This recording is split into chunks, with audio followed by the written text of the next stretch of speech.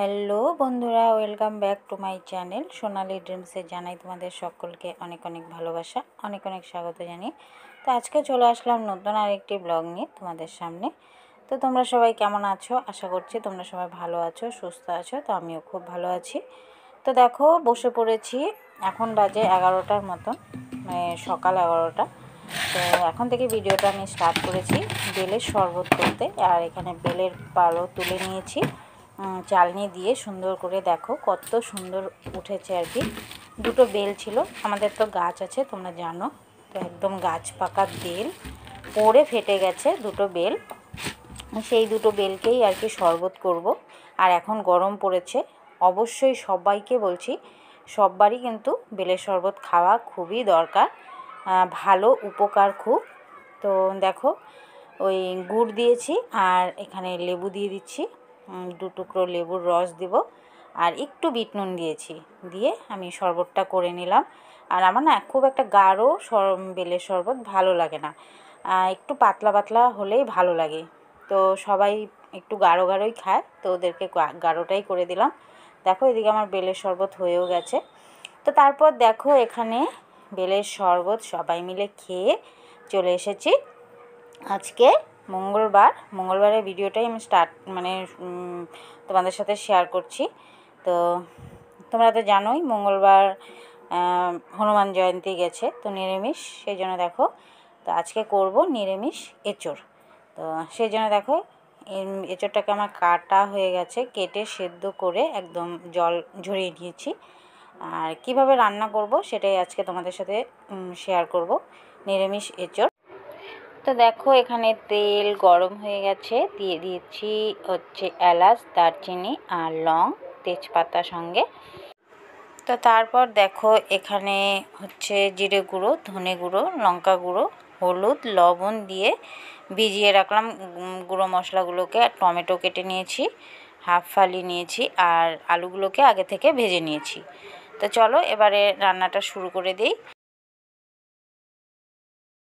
তো আরও একটা জিনিস যেটা তোমাদের বলাই হয়নি, মেন যে জিনিসটা, এটা হচ্ছে দেখো এখানে আমি সেদ্ধ করে নিয়েছি ছোলার ডাল, অল্প করে সামান্য।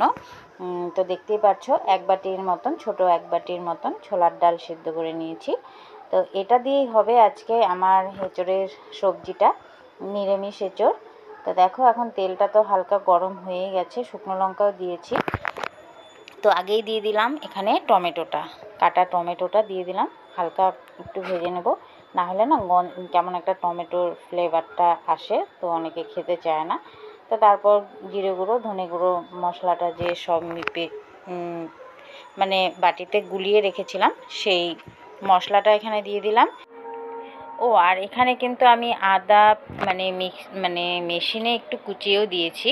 আদা না দিলে তো নিরামিষ সবজি একদমই ভালো লাগে না, তো আর বিশেষ করে কাঁঠালের এঁচোড়ের সবজি। তো আমি আদাও দিয়েছি এই মশলাটার মধ্যে, তোমাদের বলতেই ভুলে গেছিলাম। তো দেখো এখন আমি এঁচোড়টা দিয়ে দিয়েছি, এঁচোড়টা দিয়ে একটু কিছুক্ষণ কষিয়ে নেব। তো দেখো আমি এখানে একটা ঘরোয়া মশলা বানিয়েছি, মশলা বানিয়েছি, ঘরে কিছু মশলা ছিল সেই মশলা দিয়েই মশলা বানিয়েছি আর কি। তো এখানে দেখো নিয়েছি গরম মশলা গুঁড়ো, আর নিয়েছি হচ্ছে সবজি মশলা, হেভি টেস্ট খেতে। তো মশলার প্যাকেটটা আমি তোমাদের দেখাতে পারছি না, তো আমি ঢেলে প্যাকেটটা ফেলে দিয়েছি। দারুণ খেতে মশলাটা, মানে খুবই ভালো লাগে সবজিতে দিলে। তো ওটা একটু দিয়েছি সামান্য পরিমাণে। আর দিয়েছি হচ্ছে এভরিডে বিরিয়ানি মশলা, একদমই বিরিয়ানি কোনো সেন্টই পাওয়া যায় না ওটাতে, তো খেতে তো হবে। সেই 3টে মশলা দিয়ে আমি এখানে দেখো একটা মশলা বানিয়েছি। তো সেই মশলাটা এখন দিয়ে দিলাম, মানে একদম মশলা ভাজা হয়ে গেছে, তেল ছেড়ে দিয়েছে, তারপর আমি ওই মশলাটা দিয়ে দিলাম, দিয়ে আবার কিছুক্ষণ একটু কষিয়ে নেব। তো এইদিকে দেখো আমার মশলা একদম কষানো হয়ে গেছে, আলু ভেজে রেখেছিলাম সেই আলুটা এখন দিয়ে দিলাম সবজির মধ্যে। তো আলুটা দিয়ে আবার কিছুক্ষণ কষাবো। তো মশলাটা যত ভাজবো মানে কাঁঠালে তত বেশি ভালো করে ঢুকবে, তাহলে তো টেস্ট হবে, তাই না বলো? তো চলো আবার একটু কষিয়ে নিই ভালো করে আলুটা দিয়ে। তো আলুটা একদম ফ্রাই করেই সেদ্ধ হয়ে গেছে কিন্তু। তো দেখো আলুটা দিয়ে একটু ভালো করে নাড়াচাড়া করে ভেজে নিলাম। তো এখন একটু ঢেকে দিই, আলুটা একটু সামান্য আর একটু ভালো সেদ্ধ হোক। তো বন্ধুরা দেখো একদম কাঁঠালটা কিন্তু অল্প হয়ে গেছে, তাই না বলো? সেদ্ধ হয়ে গেছে, তো একদম মজে গেছে। তো এখন বোঝাই যাচ্ছে যে মশলাটা পুরোপুরি কাঁঠালে কিন্তু ঢুকেছে। তো তোমরাও কিন্তু চাইলে এরকম মানে মশলা দিয়ে ঘরে পড়ে থাকা আর কি মশলাগুলো দিয়ে এরকম মশলা বানিয়ে নিরামিষের দিনে খেতে পারো, ভালো লাগবে কিন্তু, খেয়ে দেখো হ্যাভি টেস্ট লাগে। তো দেখো আমিও কিন্তু মশলা দিয়ে বানিয়েছি, সবাই বলেছে, খেয়ে হাত চাটছিল, বলছে আজকের কাঁঠালটা যা হয়েছে না দারুণ, মানে তো সবাই আঙ্গুল চেটে খেয়েছে। তো দেখো এখানে মশলা পুরোপুরি একদম কষানো হয়ে গেছে। তো এখন আমি যে ছোলার ডালটা সেদ্ধ করে রেখেছিলাম একদম আধ ভাঙ্গা করে, সেটা এখন আমি দিয়ে দেব। দেখো তো তোমরাও এভাবে করে খেয়ে দেখো, একদম যা লাগবে খেতে নিরামিষের দিনে এরকম ছোলার ডাল সেদ্ধ করে এঁচোড়। তো দেখো এখন এই যে ছোলার ডালটা দিয়ে দিলাম। তো ছোলার ডাল দিয়ে বেশিক্ষণ ভাজতে হবে না, কারণ ডাল তো সেদ্ধ করাই, তো আগে থেকেই সেদ্ধ করা যেহেতু, সেই জন্য বেশিক্ষণ ভাজতে হবে না। তো একটু কিছুক্ষণ নাড়াচাড়া করে তারপর আমি দিয়ে দেব এতে জল।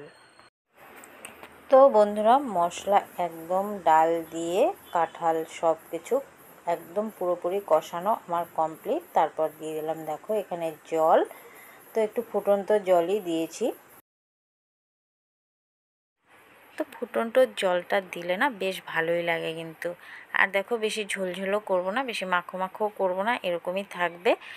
তো কেমন লাগলো আমার এই রেসিপিটা, বাড়িতে তৈরি করা মশলা দিয়ে ছোলার ডাল দিয়ে নিরামিষের দিনে? তোমরাও কিন্তু একবার ট্রাই করে দেখতে পারো, আর অবশ্যই কমেন্ট করে জানাও কেমন লাগলো আমার এই রেসিপিটা। তো চলো বন্ধুরা আজকের ভিডিওটা আমি এখানেই শেষ করছি। তো তোমরা সবাই ভালো থেকো, সুস্থ থেকো, দেখা হচ্ছে নেক্সট ব্লগের সঙ্গে। টাটা সবাইকে, বাই।